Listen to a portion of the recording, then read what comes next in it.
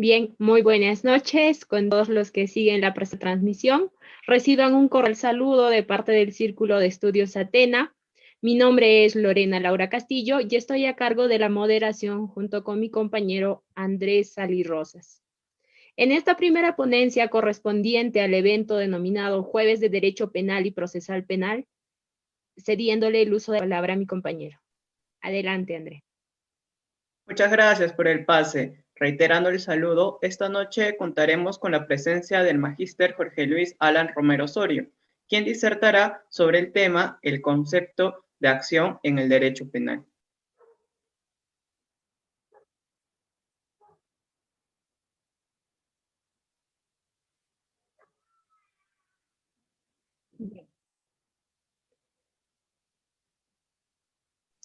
Buenas noches con todos.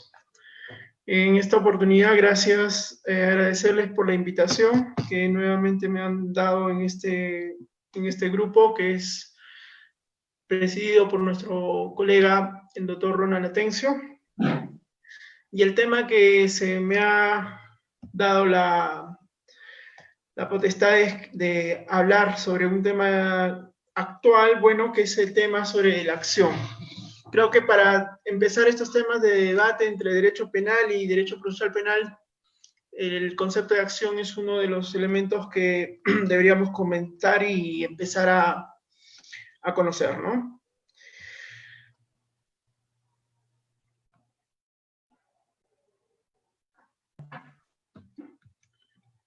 Sí, doctor, muchísimas gracias. Ahora daremos inicio con la sesión de hoy a cargo del magíster Jorge Luis Alan Romero Osorio, pero antes de ello vamos a hablar sobre su breve biografía.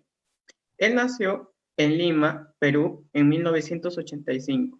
Es especialista en justicia constitucional, interpretación y tutela de los derechos fundamentales por la Universidad de Castilla-La Mancha.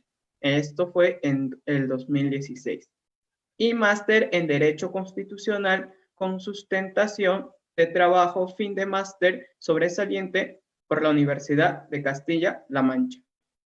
Catedrático de Derecho Penal Constitucional de la Facultad de Derecho y Ciencias Políticas de la Universidad Nacional Santiago Antúnez de Mayolo. Fiscal penal titular del Ministerio Público, Distrito Fiscal de Ancash, desde el 2013 hasta la actualidad. Ha intervenido en congresos o pronunciado conferencias en diversas universidades e instituciones tanto peruanas como internacionales. Es miembro de la primera generación de magistrados investigadores de la revista de investigación de la Academia de la Magistratura de Perú. Docente asesor interno nacional del Círculo de Estudios de Derecho Penal Constitucional de la Facultad de Derecho y Ciencias Políticas de la Universidad Nacional Santiago Antúnez de Mayolo. Ahora hablemos sobre su resumen de su actividad investigadora. Es coautor de los libros titulados La racionalidad penal en el capítulo 10, Derecho Penal y Libertad, y Gobernabilidad y Sistema de Justicia en el capítulo 5, Técnicas Legislativas y Dogmática Penal, 2020, Hammurabi. Asimismo, es autor de varios artículos científicos y monográficos publicados en revistas especializadas a nivel nacional. Destacan Reforma de la Academia de la Magistratura del Perú, 2020, Revista Oficial del Poder Judicial del Perú, La determinación del dolo en el delito de contaminación ambiental, 2009, en la Revista de Investigación de la Academia de la Magistratura del Perú. La delimitación del control constitucional de las leyes penales, 2008-2018, Revista Actualidad Penal. Los criterios que determinan el carácter vencible del error de prohibición en el delito de abuso de autoridad, 2018, Revista Actualidad Penal. Y ya con ello pasamos para que pueda empezar con el tema que se desarrollará el día de hoy. Bien, gracias. Para empezar, tenemos que tener en cuenta la distinción entre lo que es el hecho y la acción. Acción y comportamiento y para ello luego finalmente definir lo que es acción. Ya como Delitala señala que el núcleo de todo hecho está constituido por una acción. ¿Qué significa esto? Que todo hecho existente en la sociedad está constituido por una acción que puede ser en este caso acción humana o acción de otra índole, como por ejemplo de un animal, por ejemplo, ¿no? Entonces, la acción para términos del derecho penal tiene que ir a una especificación más allá del ámbito simplemente de la naturaleza, y hay que también darle una configuración sociológica. Es por eso que Merkel y Frank afirman que la acción viene a ser el comportamiento, ya no en sí mismo un hecho. Un comportamiento implica una actuación humana frente a la actuación de otros seres vivos en el mundo. Entonces, este comportamiento hay que también distinguirla con lo que es la conducta. Muchos hablan, por ejemplo, de lo que se denomina la conducta penal o la conducta típica. La conducta lo puede realizar incluso un animal, por ejemplo. En cambio, el comportamiento implica eminentemente la acción humana. ¿Por qué? Porque en el comportamiento se exterioriza algo que no tienen los demás seres humanos, seres vivos, que es la voluntad. Cuando está implícitamente la voluntad en este acto, se convierte en lo que se denomina en comportamiento.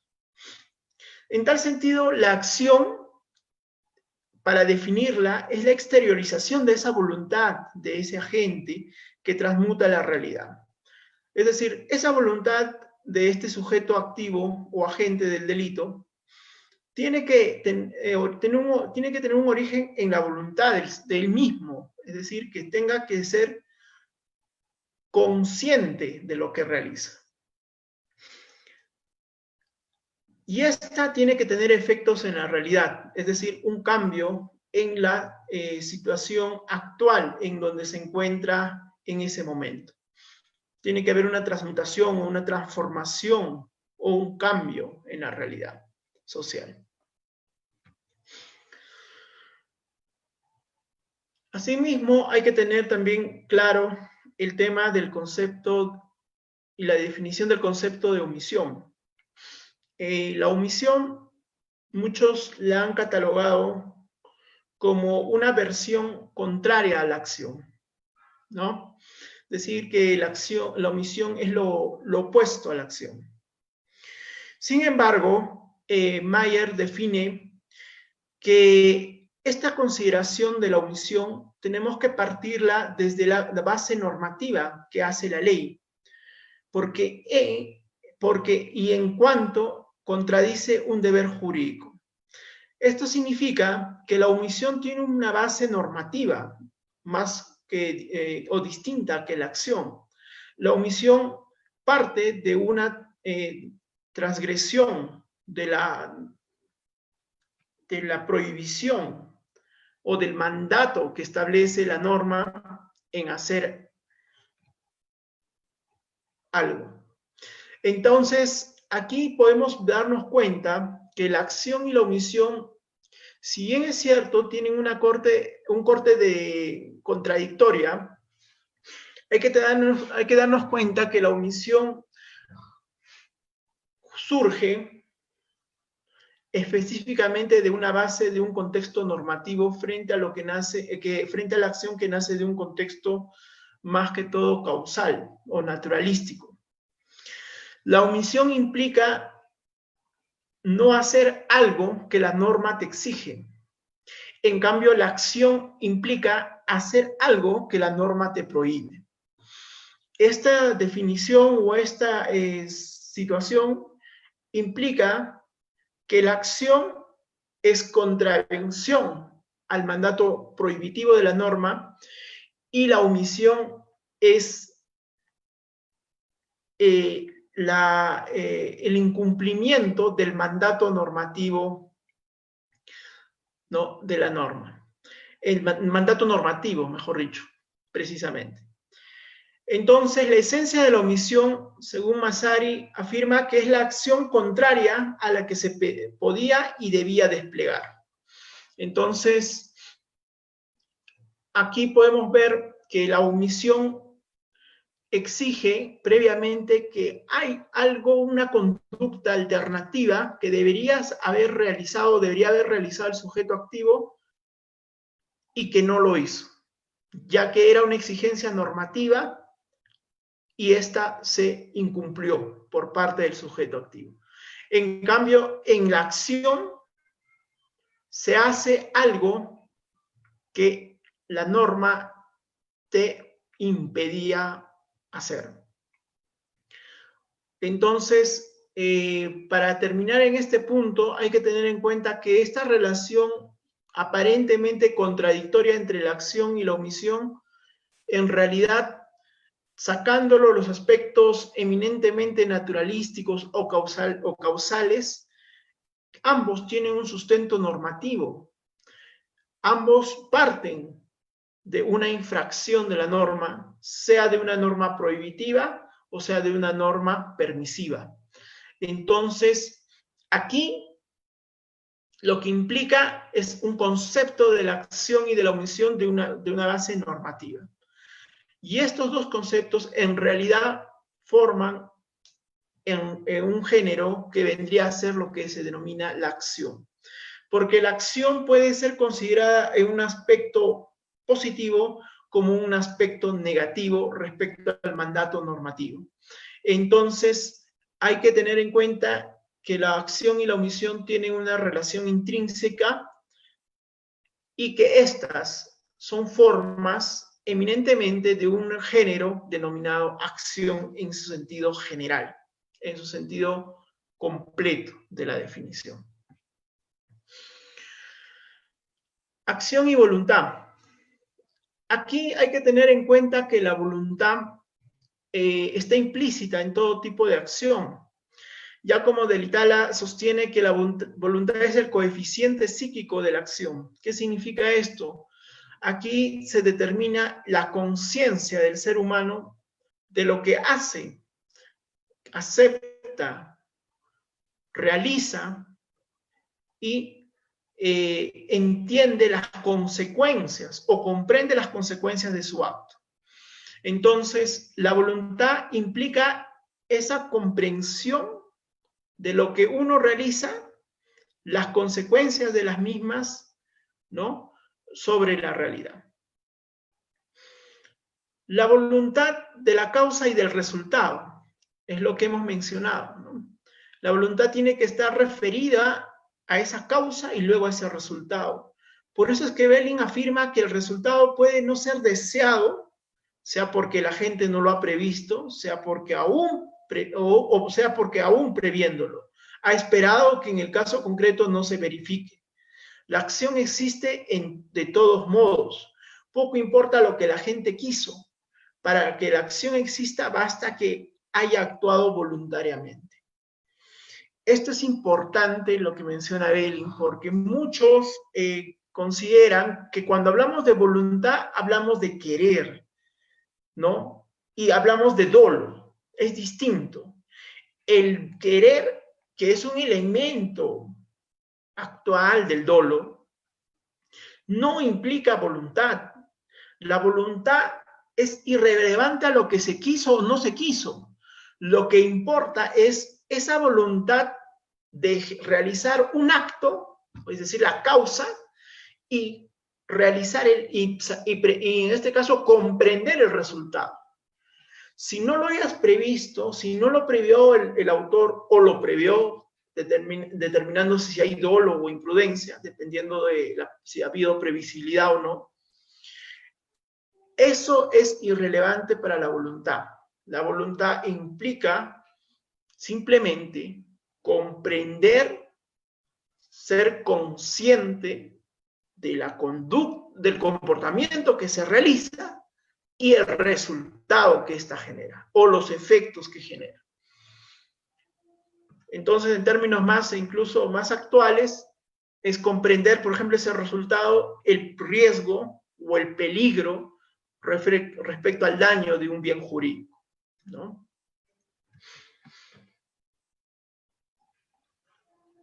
Ahora surge una pregunta. ¿Es verdad que también los actos involuntarios pueden dar vida a un delito? Si hemos señalado que la voluntad es distinto a la intención y que por lo tanto es distinto al dolo, entonces podríamos decir que hay actos involuntarios que pueden dar vida a un delito. Antolosei pone como ejemplo los siguientes. La persona que manejando un fusil cargado hace partir un disparo que hiere a un vecino, ¿es culpable del delito de lesiones culposas? No solo si el movimiento que dispara el arma se debe a un descuido, sino también si el movimiento es inequívocamente involuntario, como en la hipótesis en que el disparo se deba al hecho de que la persona que maneja el arma resbale y caiga al suelo. O en este caso, la persona que abandona sin guarda un fusil cargado y un niño apoderándose del arma, manejándola, hace partir un disparo que lo mata, lo que valdrá para eximirle de la pena, ya que la consideración de que el acto terminal del proceso ejecutivo, o sea, el acto que hace explotar el disparo, no es del agente, sino de un tercero. Aquí hay que tener cuidado cuando hablamos del tema de la previsibilidad, como se ha mencionado, ¿no? El análisis del dolo y de la imprudencia es un análisis posterior, que esto se hace en la tipicidad, luego de la acción o de la imputación objetiva. Entonces, en la fase de la imputación subjetiva, de la imputación propia, ¿no? Entonces, aquí lo que tenemos que advertir, que en el segundo caso, el hecho de dejar un arma sin carga, cargado en este caso, pero sin la protección o la seguridad de que esta arma no pueda ser disparada, dejada y abandonada, permitiendo que un niño se apodere y con esta pueda generarse un resultado lesivo a este. Es imputable el resultado al sujeto activo. En términos causalísticos o en términos de la causalidad, podríamos decir que sí, que en efecto, ¿no? Sí es responsable porque él dejó abandonado un arma sin su seguro y cargado, por cierto, y esto podría exigir y entender de que este sujeto puede ser consciente de que esta arma pueda generar un resultado lesivo a un tercero. Entonces, aquí hay que tener en cuenta que la acción no solamente es en el aspecto naturalístico, sino también hay que comprenderlo desde el aspecto normativo. Una persona en estas condiciones deja este fusil en esta situación, puede comprender y entender que esto es un riesgo para un tercero. Entonces, aquí hablamos de voluntad. No es que decimos que no tuvo la voluntad del resultado. Sí lo tuvo la voluntad del resultado porque pudo comprender que este fusil cargado es un bien riesgoso per se. Y entonces, al dejarlo abandonado, dejarlo así en esa situación, puede resultar un daño a un tercero.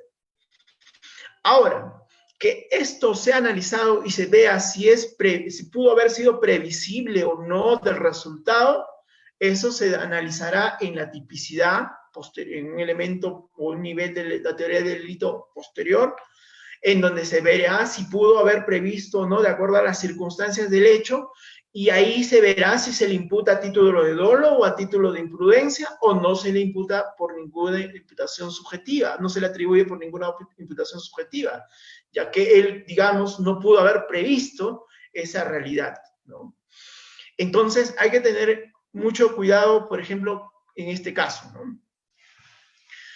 En el primer caso, que en este caso que la persona dispara haciendo dispara a través de un descuido, ¿no?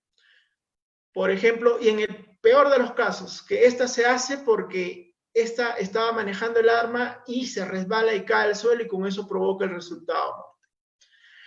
Aquí también podemos determinar que si bien es cierto este movimiento inequívoco de la caída es involuntario, porque ya eso no lo pudo haber, dominado el propio sujeto activo, porque él se resbala por una situación externa, y en esas circunstancias provoca el disparo. Aquí podríamos decir que es involuntaria el comportamiento, y podría ser imputable si es que a pesar de ser involuntario, puede haber una acción que es involuntaria. En este caso no hay voluntad. Y si no hay voluntad, no hay acción. Entonces aquí se anula la acción en este caso porque esta situación que se ocasiona es ya por un evento de un tercero, en este caso, o un caso fortuito que provocó la caída de esta persona. Entonces, en esa situación no podríamos hablar de acción. Pero digamos que no fue por el tema de la caída, sino que porque estuvo manipulando el arma y lo hizo de manera errada y disparó. Ahí sí hay voluntad. ¿Por qué?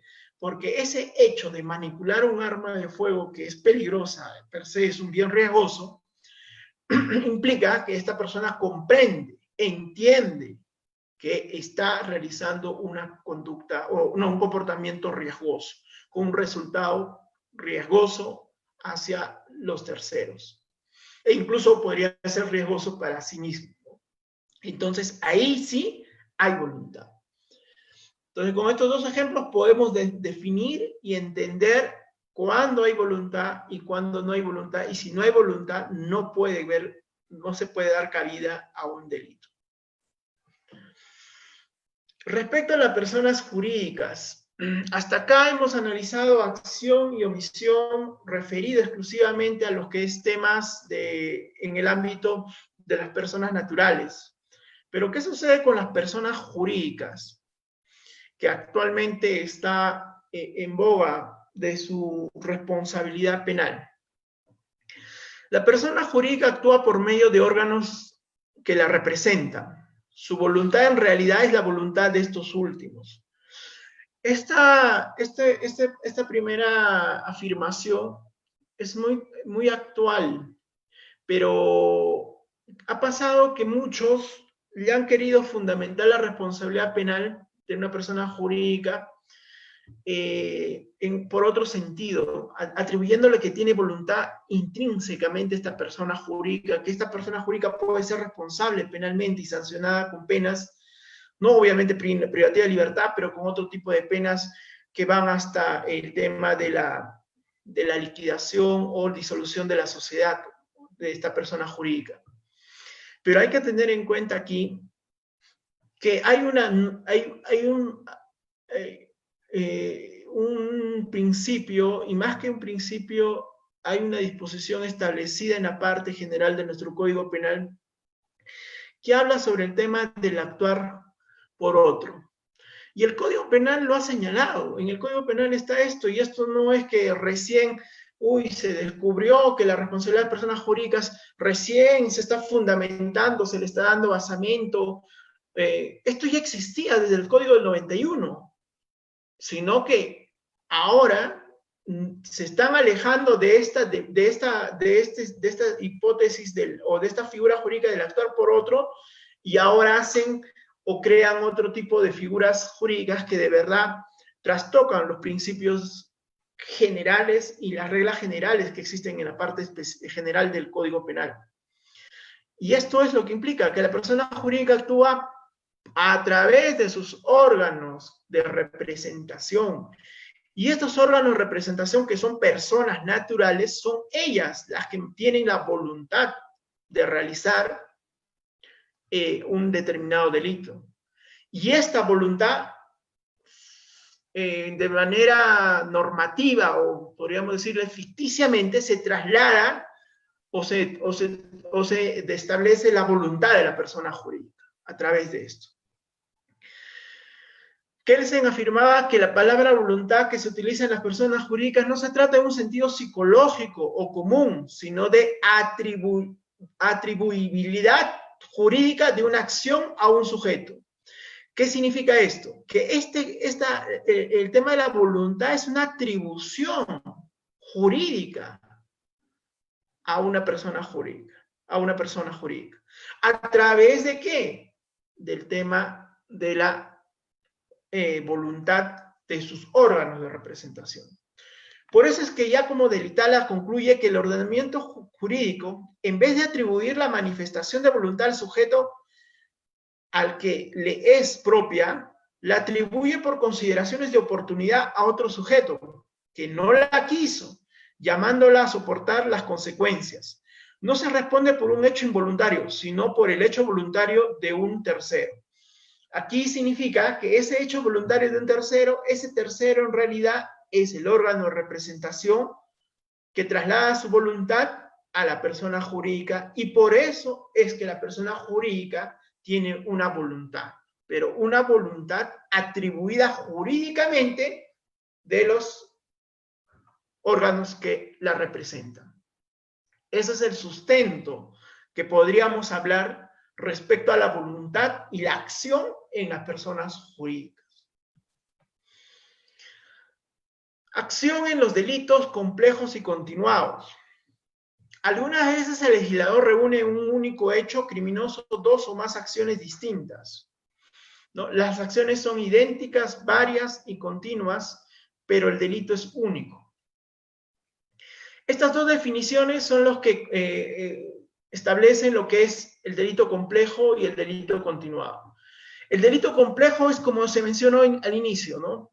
Que puede haber varias acciones en un solo tipo penal, ¿no?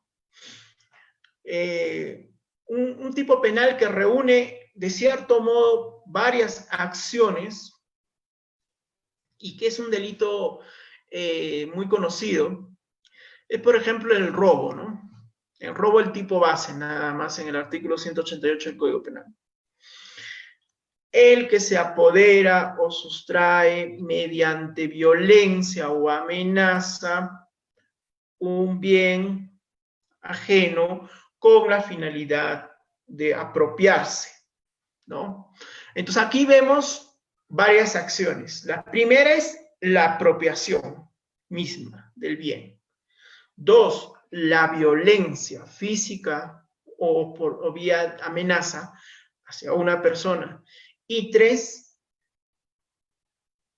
que ese bien que ya uno lo sustrae, se traslada a la esfera de propiedad o del patrimonio del sujeto activo. Entonces, podríamos decir acá, hay una acción que es la de sustraer, la de lesionar y la de apoderarse. Entonces, aquí diríamos que hay 2 acciones o 3 acciones. Sí, se podría decir. Pero aquí hay que tener mucho cuidado, que hay que identificar el verbo rector, es decir, el verbo matriz base de este tipo penal. ¿Y cuál es el verbo base de este tipo penal? Es la sustracción. La violencia es un elemento objetivo del tipo penal que distingue al robo frente al hurto en nuestro Código Penal peruano, ¿no? Entonces, eso también hay que tener bastante en cuenta, porque el verbo rector, es decir, la acción matriz o base, es la de sustraer, ¿no? Entonces, eso es el verbo rector esencial en el robo, por ejemplo, ¿no? Ahora, en el caso de los delitos continuados, en donde la acción hay varias acciones, pero son idénticas y continuas, pero el delito es único. No hay posibilidad de que existan varios delitos, sino un solo delito. Una figura de esta naturaleza la encontramos, por ejemplo, en lo que es el delito, por ejemplo, en el caso de tráfico ilícito de drogas, en lo que es el cultivo de marihuana. Aquí, por ejemplo, el hecho de cultivar una marihuana o una plantación de marihuana que exceda en la cantidad de, en este caso, de 8 plantaciones, no, de 10 plantaciones, hay que tener en cuenta aquí que el hecho de que el sujeto activo cultive esta planta desde un almácigo hasta que ésta la tenga ya en un tamaño regular o ya grande, ya un arbusto de esta planta prohibida para su tráfico, salvo por cuestiones medicinales, claro está. Ahí, esa acción que realiza desde el hecho mismo del cultivo, de tenerlo en el almácigo hasta mantenerlo en una maceta o ya plantarlo en un área o un terreno, todo esto es una sola acción. Son varias acciones, pero idénticas, que constituyen el acto del cultivo de esta planta, ¿no? Entonces, aquí, la acción, si bien no es cierto, son varias acciones del almácigo, el tiempo de ponerlo ya, trasplantarlo a otra área, luego a una área más grande, son idénticas porque se identifican con el tema del acto del cultivo, ¿no? Entonces, ese es el verbo rector de este tipo penal, el cultivo de la planta, ¿no? Acción y resultado. Naturaleza jurídica del resultado. El resultado es un elemento o parte de la acción. Cuando uno analiza lo que es la acción, cuando uno ha mencionado que es aquel comportamiento humano que transmuta la realidad, el resultado es parte de la acción, del concepto de la acción misma.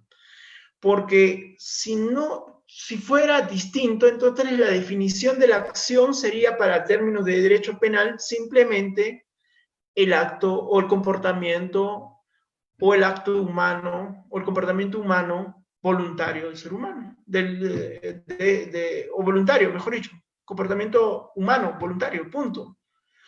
Cuando nosotros hemos hecho la definición, incluimos el aspecto del resultado como parte de la acción y por lo tanto es un elemento de la acción en su definición.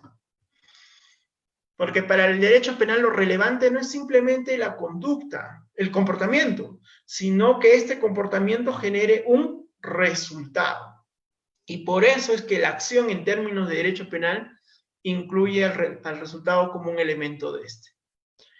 Definición del resultado. Es la consecuencia lesiva de la acción, es decir, el daño que se produce como consecuencia de la acción realizada. Es la ofensa del interés protegido por la norma penal.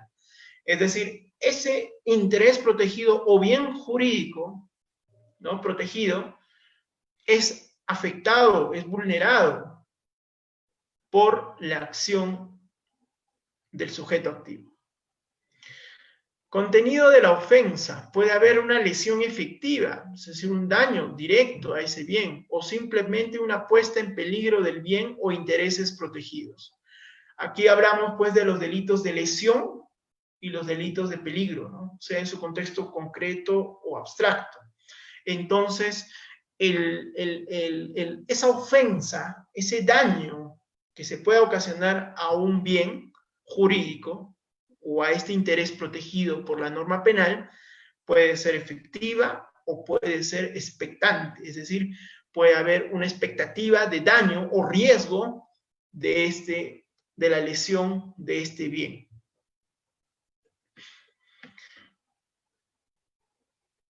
Lesión de un bien o lesión de un interés, ¿no? Aquí nosotros hemos hablado del tema del interés y también hemos hablado del bien jurídico.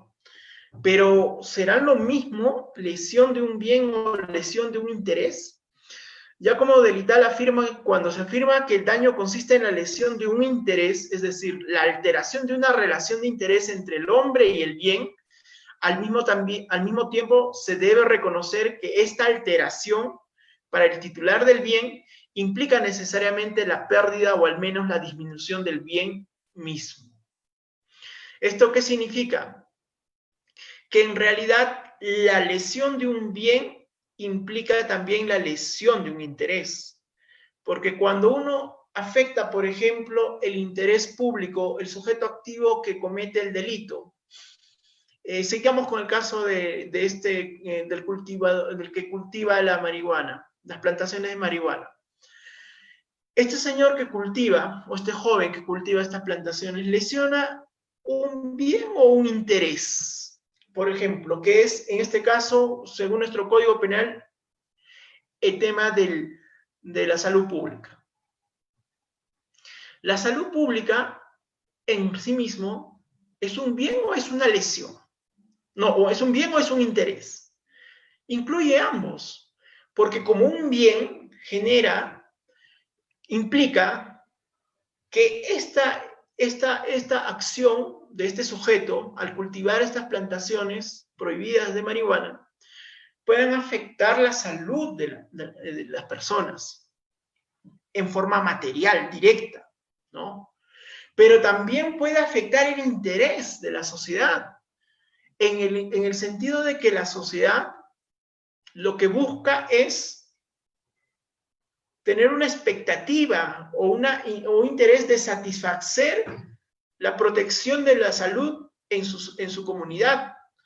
Y si por bien o mal esta conducta se produjo, por ejemplo, en Arequipa, ¿ustedes creen que el limeño o el guaracino no consideren que también ese hecho de realizar esta conducta no afecta a los intereses de la ciudadanía en su conjunto? Claro que sí. Por más que geográficamente esté en otro lugar, genera también una expectativa y una preocupación de la ciudadanía de que estas conductas deben ser prohibidas y erradicadas, ¿no? Entonces hay un interés también de por medio de la sociedad. Entonces, por eso es que podemos definir que lo que es la lesión de un bien o de un interés es implícito en esto. Aquí podríamos hablar incluso de la discusión, ya podría decir hasta romántica, entre el tema de que cuál es el fundamento del derecho penal. ¿Qué es lo que protege el derecho penal? ¿Un bien jurídico protegido o la norma penal? ¿No? Entonces, esta discusión entre funcionalistas radicales y funcionalistas moderados es una situación que en verdad deja que ver mucho en su aspecto, porque en realidad, si uno tiene un concepto claro de que el bien jurídico, que es un elemento de la antijuricidad, que es otra categoría de la teoría de delito, ¿no? Hemos hablado de acción, ahora hemos hablado de tipicidad un momento y ahora estamos hablando de antijuricidad. El bien jurídico, como elemento de la antijuricidad, es un elemento, no es el único. Otro elemento de la antijuricidad también es el ordenamiento jurídico. Entonces, cuando dicen que el derecho penal protege bienes jurídicos, lo que hace es la protección de un elemento de la antijuricidad, que es el elemento material, que viene a ser el bien jurídico. En cambio, cuando hablan ya del tema de que protege la norma, lo que están hablando es de un elemento formal de la antijuricidad, que es el ordenamiento jurídico. Entonces, cuando uno realiza una acción que es típica, para que sea antijurídica, tiene que haber afectado o lesionado un bien y a su vez haber lesionado o haber infringido una norma, ¿no? Entonces, esa es la situación que con esta pregunta podemos dar en cuenta que ambos ambas configuraciones o concepciones tienen una relación. Resultado y peligro. La peligrosidad de la acción se determina ex ante, es decir, cuando algo queremos establecer que esa acción es riesgosa, tenemos que determinarla de manera ex ante. Esto es si al momento de la acción existía o no la posibilidad de peligro. Esto es un análisis que tiene que hacerlo el operador jurídico al momento de determinar o establecer si efectivamente hubo un riesgo con la acción o el comportamiento realizado por el sujeto activo. Aquí se tiene que verificar que la verificación del resultado debía aparecer como posible, es decir, hacer un cálculo probabilístico en el sentido de verificar, de determinar si efectivamente ese resultado se pudo haber o no producido como consecuencia de esa acción.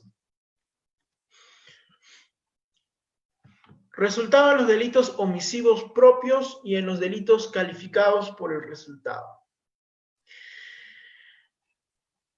En los delitos omisivos propios, como conocemos, son aquellos delitos que esta omisión está propiamente tipificada en un tipo penal, es decir, por ejemplo, el caso de omisión al socorro, ¿no? En cambio, los delitos omisivos impropios son aquellos que no están previstos como tales, como tipos penales, pero pueden ser objeto de interpretación y aplicación en un delito comisivo. Por ejemplo, en el homicidio simple, se podría también atribuir la comisión por omisión del homicidio, ¿no? Entonces, de la muerte, en este caso, o de una persona. Entonces, aquí en los delitos omisivos propios, que están intrínsecamente señalados en un tipo penal, el resultado que consuma el delito consiste en la prolongación de un estado de hecho preexistente. ¿Qué significa esto? Este estado de hecho preexistente significa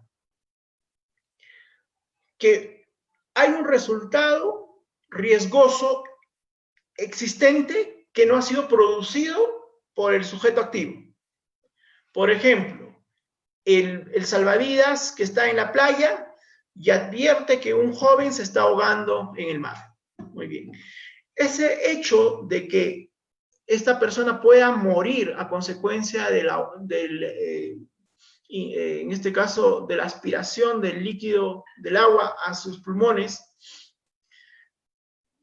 no lo provocó el mismo sujeto activo, que en este caso sería el salvavidas, sino lo provocó la propia víctima, ¿no? El mismo. Pero la omisión, en este caso en los delitos de omisión, omisivos propios, o en este caso el delito de omisión al socorro, exige que este sujeto activo, si no hace una conducta de salvamento a la vida, al bien jurídico protegido que es la vida de esta persona que se está ahogando, está permitiendo la prolongación del resultado, es decir, que este resultado desencadene daños en lesiones graves y posible muerte en un futuro. Entonces, en estos casos, el resultado es la prolongación de ese resultado, la prolongación de ese resultado provocado por un tercero, un resultado riesgoso, peligroso, lesivo a un interés o un bien jurídico, ¿no? Para determinar el resultado de un delito es necesario considerar atentamente el modelo de ley. Resultado es aquel descrito en el tipo legal, la lesión del interés que la norma en examen pretende proteger. En este caso, el tipo penal de omisión al socorro lo que protege es la vida o la salud o la integridad personal o física o psíquica de un ser humano. Entonces, aquí lo que está prevaleciendo y lo que debe existir es la protección de la vida, ¿no? Entonces, si en esa conducta este sujeto está ahogándose, hay un peligro del resultado de la lesión o puesta en peligro de ese bien jurídico, que es la vida. Entonces, este es el fundamento para analizar cuál es el resultado, ¿no? O sea, nosotros tenemos que analizar aquí que el resultado per se es la muerte o la lesión al bien jurídico o a la integridad física de esta persona, de la persona que se está ahogando, ¿no? No otro tipo de interés, ni otro bien u otro tipo de resultado. En específico es ello. Y en específico la conducta del sujeto activo es evitar que se prolongue ese resultado o llegue en este caso, a terminar con la muerte de este sujeto. Entonces, aquí ese es el único resultado que existe y no podríamos hablar de otro tipo de resultados o de otro tipo de análisis, ¿no? En los delitos calificados por el resultado, dos o más resultados están previstos por la misma disposición de la ley y forman un único hecho. El segundo resultado, no querido por el agente, califica la producción voluntaria del primero, el que deriva causalmente. Ahora hablamos de los delitos calificados por el resultado, ¿no? Un delito calificado por resultado que podríamos ver aquí per se es, por ejemplo, el asesinato, ¿no? El asesinato en el 107b del Código Penal establece varias formas o modalidades del mismo, ¿no? Como figura o tipo agravado del delito de homicidio del 106. Entonces aquí, el resultado en sí mismo, que se puede haber producido en la muerte de una persona, ¿no? Por ejemplo, mediante incendio, ¿no? Esta conducta, por ejemplo, esta agravante es gravitante porque la conducta, la acción del ser humano, o en este caso el sujeto activo, el comportamiento de este, es tan grave que utiliza un medio tan peligroso y tan efectivo que es el fuego para dar muerte a una persona, ¿no? Entonces, aquí podríamos analizar que si bien es cierto, lo que se cuestiona o lo que se critica, o lo que mejor dicho se reprocha al sujeto activo, es la forma como realiza la acción a través del empleo del fuego para dar muerte a una persona. Pero también tenemos que ver el resultado de la misma. El resultado en este caso de dejar a una persona carbonizada implica también que el delito sea más agravado que un delito de tipo básico por el hecho que por el resultado que ésta genera, ¿no? En el ser humano. Entonces, hay que ahí tener en cuenta que el sujeto activo, al momento de realizar esta conducta, que es eminentemente más riesgosa que otras, comprende que el resultado que provoca es de tal envergadura que incluso no solamente va a permitir la muerte o el fin que él perseguía, la muerte de esta persona, sino incluso hasta la imposibilidad de que esta persona sea reconocida o incluso que esta persona, dada los conocimientos criminalísticos, aún se podría hacer bajo alguna técnica antropológico del tema del examen o estudio de los huesos, pero es tan grave el resultado que genera en el propio cuerpo de este ser humano, que implica en este caso un mayor riesgo o peligro en el resultado mismo. Por lo tanto, el resultado se califica como un delito agravado en estos casos. Nexo causal de la acción. Para que exista una relación entre la acción y el resultado, tiene que haber un nexo de causalidad. Este nexo de causalidad lo debemos al sistema causalista de la teoría del delito. en donde tiene que haber una relación entre esa acción y el resultado. No puede haber una conexión entre ambas sin existir este nexo, ¿no? Entonces, para establecer este nexo, ¿no?, tenemos que tener en cuenta el tipo penal. El tipo penal describe el resultado, ¿no?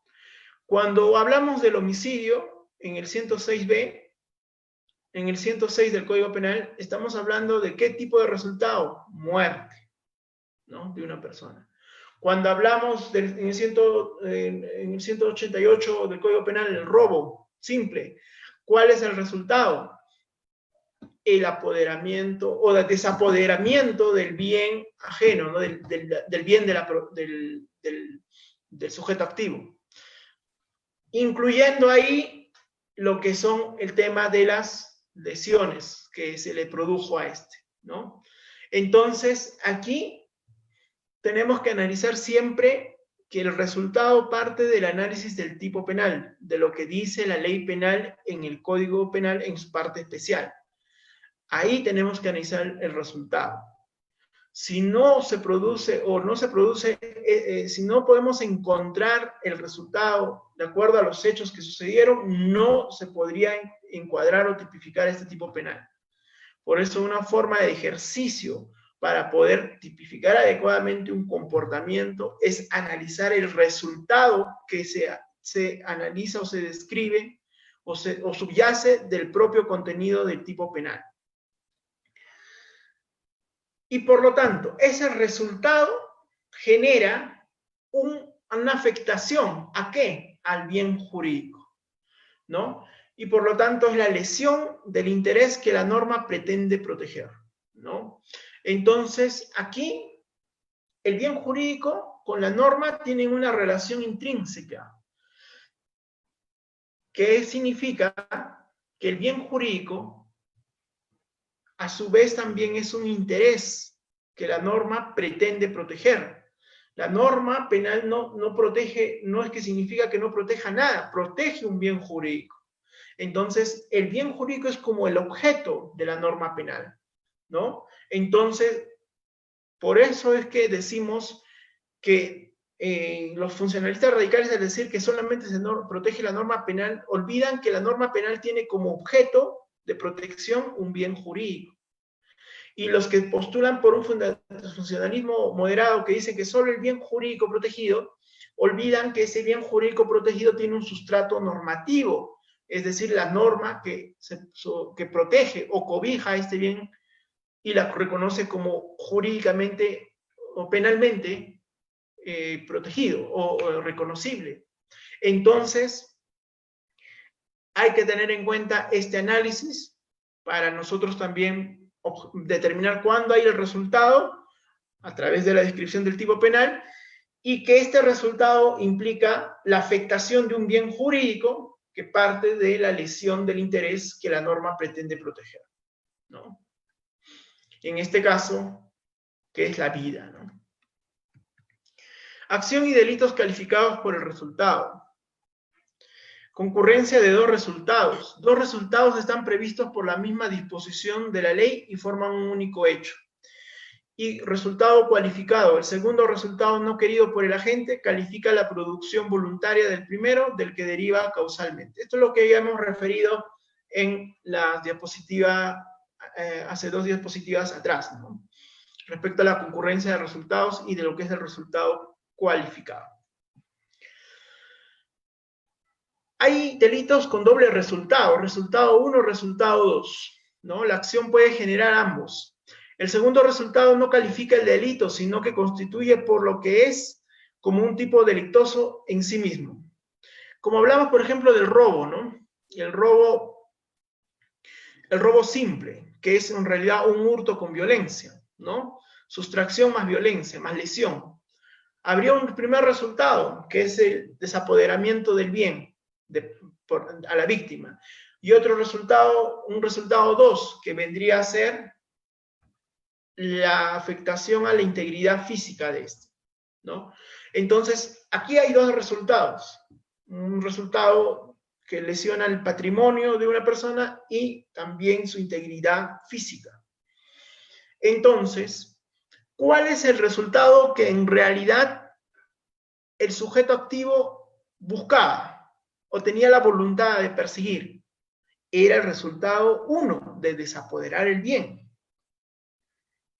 El resultado 2, de lesionar, lo utiliza como un medio para poder alcanzar el primer resultado. Entonces, uno dirá, entonces este resultado 2 no obtuvo voluntad, no había voluntad de realización.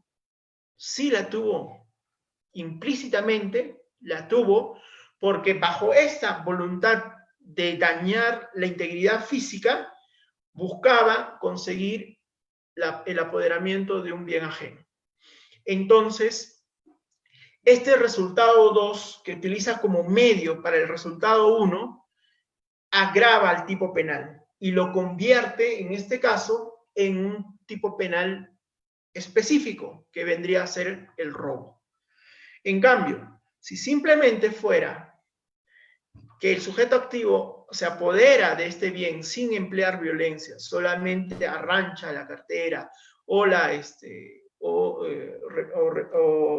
recoge el bien sin emplear violencia de la esfera de dominio de la víctima, entonces ahí lo que se advierte que existe solamente un solo resultado, que sería en este caso el apoderamiento, sin llegar a violencia. En los delitos complejos, como hemos mencionado, hay 2 acciones y puede haber 1 hasta 2 resultados, ¿no?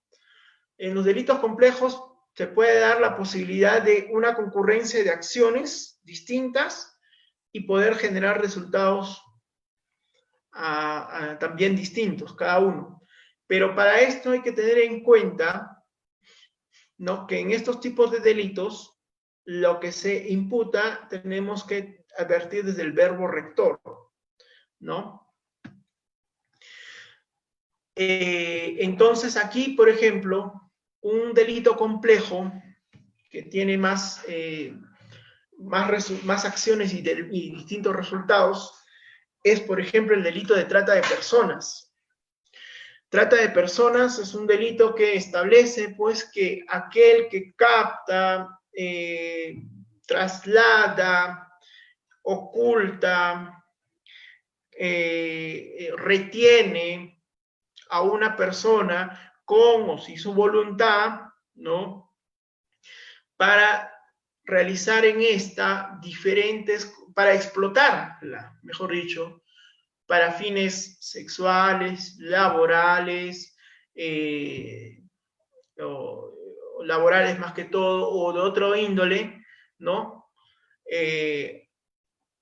Afectando de este modo su libertad y dignidad de ser humano. Aquí, por ejemplo, en este delito de trata de personas hay muchas acciones. Por ejemplo, de la que el sujeto activo capta a la víctima, ¿no? Ya está realizando unas acciones de buscarla, hacerle un seguimiento, verificarla, ver dónde trabaja, luego captarla, trasladarla con engaños a un lugar, a otra ciudad, y luego de ahí ofrecerle supuestamente un trabajo, y luego de eso la retiene contra su voluntad y la obliga a realizar un acto en contra de su voluntad, en este caso de explotarla sexualmente. Entonces acá vemos varias acciones y también varios resultados, porque por ejemplo ese caso de la retención ya podría ser secuestro, ¿no? Está violando su derecho a la libertad. El hecho ya de obligarla a tener las relaciones sexuales incluso con el mismo agente podría ser también un acto de violación sexual, o de explotarla sexualmente ya es un acto de proxenetismo. Entonces aquí, por ejemplo, en este delito de trata de personas hay varias acciones y varios resultados.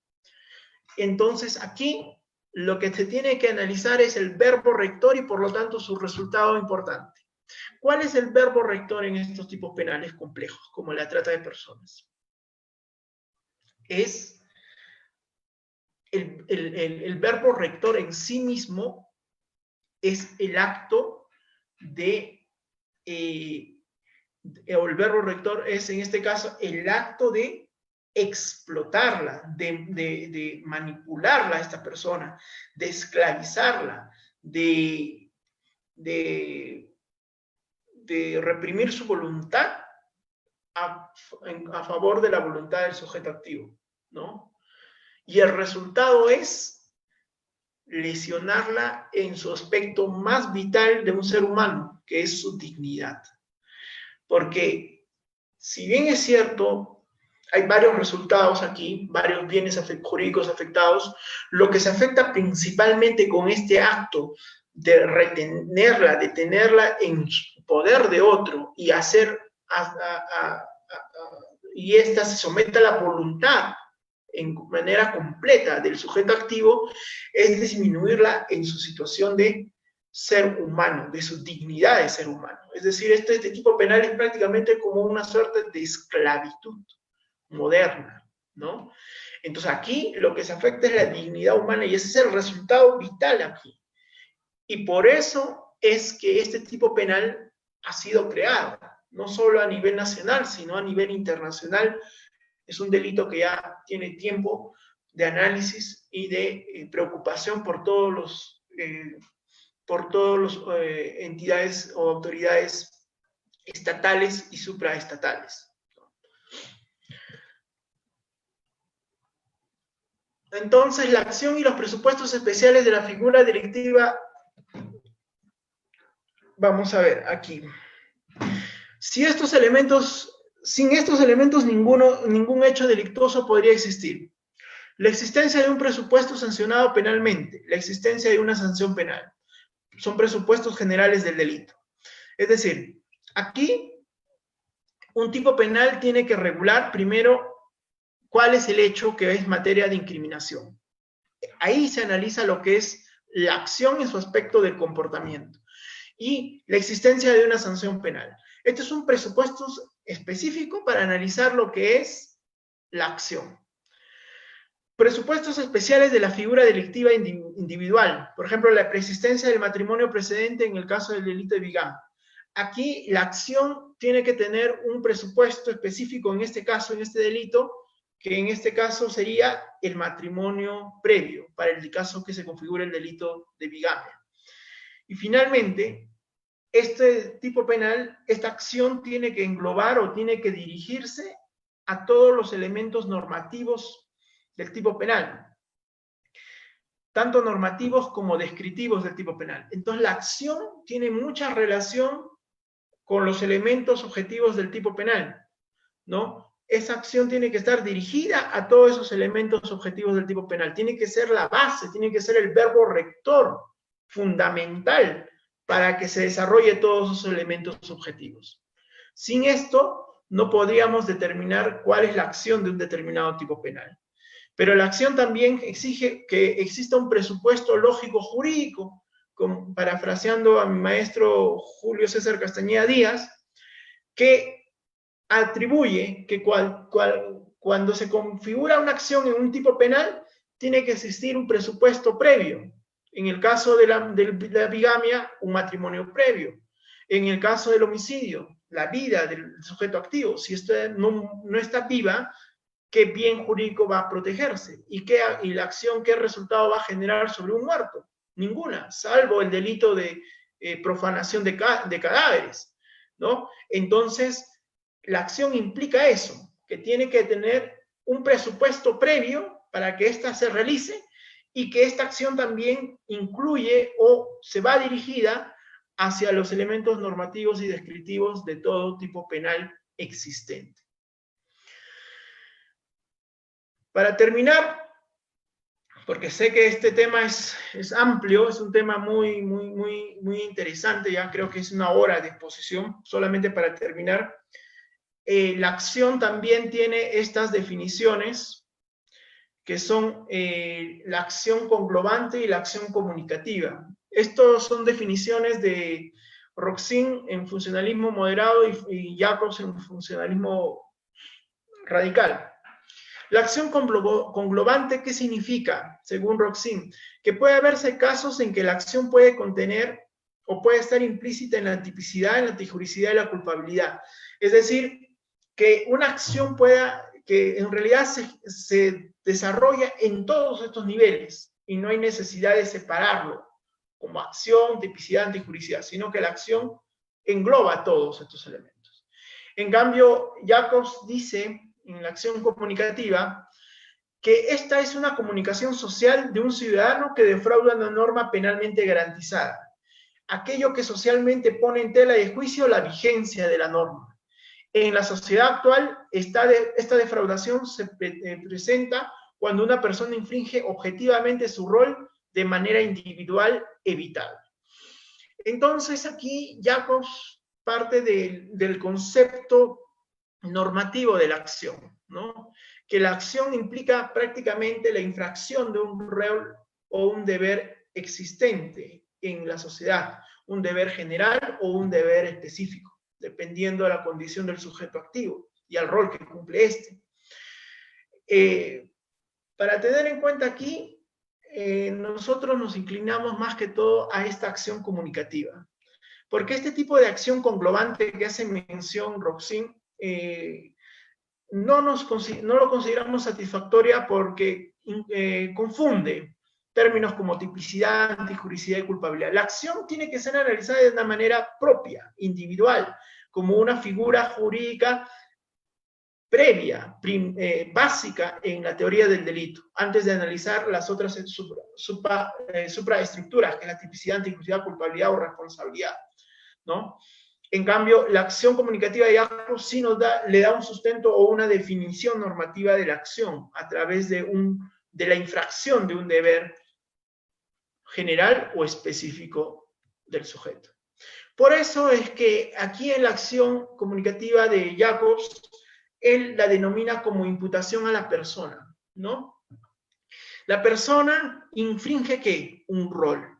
Este rol puede ser especial o puede ser general, de acuerdo al tipo de competencia que realice una persona. Competencia por organización o, en caso de delitos de dominio, o competencias institucionales en el caso de delitos de infracción del deber. Pero aquí lo más importante es lo que dice Jacobs, en el sentido de que si se le imputa al autor el conocimiento de la realidad y de la norma en condiciones normales de actuación, entonces podrá exigírsele luego una voluntad suficiente en cumplimiento de la norma, de manera que tal infracción de la norma se mostrará como un acto que expresa la voluntad de negar su vigencia. Es decir, a una persona se le exige conocer su rol y por lo tanto la norma que regula su actividad, sea una actividad general o específica, implica que esta persona tiene que realizarla en un contexto normal, en una situación normal, no de anormalidad, ¿no? En una sociedad en donde está arreglada por las normas jurídicas. Pero si es una sociedad en la cual existe varias situaciones de inestabilidad jurídica, de inseguridad jurídica, de desvarío, en ese aspecto ahí a una persona no se le puede exigir que pueda cumplir esa norma, porque ahí habría una situación ya de anomia en esta sociedad, ¿no? En donde en realidad la norma ya ha perdido su eficacia y en realidad esta sociedad se mueve por unas cuestiones más de costumbre o un ámbito más interno o consuetudinario, y ya no es necesario regularse por las normas jurídicas de un Estado, ¿no? Entonces, ahí no podríamos hablar de que esta persona, al infringir esa norma, tuvo la comprensión de que la estaba infringiendo, porque en realidad era irrelevante esa norma para él. Entonces, a una persona se le exige esta comprensión normativa cuando está en condiciones normales en la sociedad y también cuando esta persona tiene las condiciones adecuadas de su comprensión, ¿no? No se le puede exigir eso a una persona que es un inimputable, o una persona que es menor de edad, o una persona que está en alteración de su conciencia, o una persona que en realidad no tiene el mínimo grado de instrucción, ¿no? Y, por ejemplo, no se le puede exigir conductas tan específicas como, por ejemplo, la defraudación tributaria, ¿no? Porque ahí estas personas no tienen ya la comprensión normativa, no se le ha interiorizado la norma en su realidad. Sí se le podría exigir, por ejemplo, imputarle el homicidio, porque ahí el homicidio, como es un bien jurídico clásico, un delito clásico, que protege un bien general, se entiende que hasta un analfabeto puede entender que el matar a otro es prohibido, y ahí sí se le puede exigir. Pero un tipo penal tan específico como la defraudación tributaria, por ejemplo, no se le podría exigir a este ciudadano que en realidad vive o está exento de este mundo o esta orden jurídico. Bueno, eso era todo lo que quería compartir con ustedes. Espero que no les haya cansado con estas explicaciones, pero era necesario. Y bueno, estoy presto a sus preguntas. Gracias. Muchas gracias, doctor, por su excelente disertación. Acá tenemos un par de preguntas y se las voy a hacer llegar. La primera sería, ¿cuáles son los elementos negativos de la acción? Ya. Los elementos negativos de la acción, en este caso, serían pues prácticamente lo que son los actos involuntarios que podrían ser los actos reflejos, ¿no? El acto reflejo anula la acción en el sentido que, por ejemplo, si bien es cierto, hay una relación de causa y resultado, ¿no? El acto reflejo es una acción inmediatamente a un resultado generado por un tercero, ¿no? Una reacción violenta inmediata en defensa, por ejemplo, de la integridad física, ¿no? Está siendo atacado directamente por un sujeto y este reacciona en defensa e inmediatamente lo ataca y en esa reacción podría incluso causarle una lesión grave o hasta la muerte, ¿no? Pero aquí tenemos que analizar muy bien y diferenciarlo con lo que son los actos de cortocircuito, porque aquí, si bien es cierto, en el caso de que esta persona está siendo atacada, digamos por la espalda, tiene un mínimo grado de voluntad en el sentido de determinar la forma de defensa en que pueda realizar. Si hace una defensa solo de empujarla o de golpearla para repeler esa acción, entendemos que ahí lo que está realizando es un acto propio de defensa, ¿no? Con voluntad, ¿no? Y el resultado que puede haber generado a esta persona, los daños, las lesiones personales, ya ese tema será analizado en la tipicidad o antijuricidad con respecto a una causa de justificación de legítima defensa. Y ahí sí hay voluntad. Pero hay otros supuestos en los cuales una persona puede actuar de manera inmediata, es decir, lo agarran del cuello y él reacciona de manera inmediata, de manera refleja, voltea y al voltear lo golpea y hace que esta persona se caiga. Digamos que no era un delincuente el que lo sujeta del cuello, era un amigo que le está gestando una broma. Entonces, ahí podemos hablar que en cierto modo ya no es acción, porque no hay voluntad, sino es una conducta, un comportamiento involuntario. Mejor dicho, ya ni comportamiento, una conducta, mejor dicho, involuntaria. Y esto sería pues un acto reflejo y ahí se anularía la acción. Otra forma de anular la acción o un elemento negativo de la acción son los actos, en este caso ya de terceros, por ejemplo, casos fortuitos o fuerza mayor, como en el caso que mencionamos de aquel sujeto que está manipulando el arma y se resbala y con eso provoca la muerte de una persona, ¿no? Aquí es una cuestión de fuerza mayor que sucedió, que no estaba en su ámbito de dominio de este sujeto y provocó un resultado involuntario al momento de estar manipulando el arma y resbalarse, ¿no? Entonces acá también esto es una forma de o elemento de eliminación de la acción del tipo penal, en derecho penal. Agradecer al magíster Jorge Luis Alan Romero Osorio por la excelente exposición. Muchas gracias, doctor, y nos vemos hasta pronto. Gracias por la invitación. Hasta luego.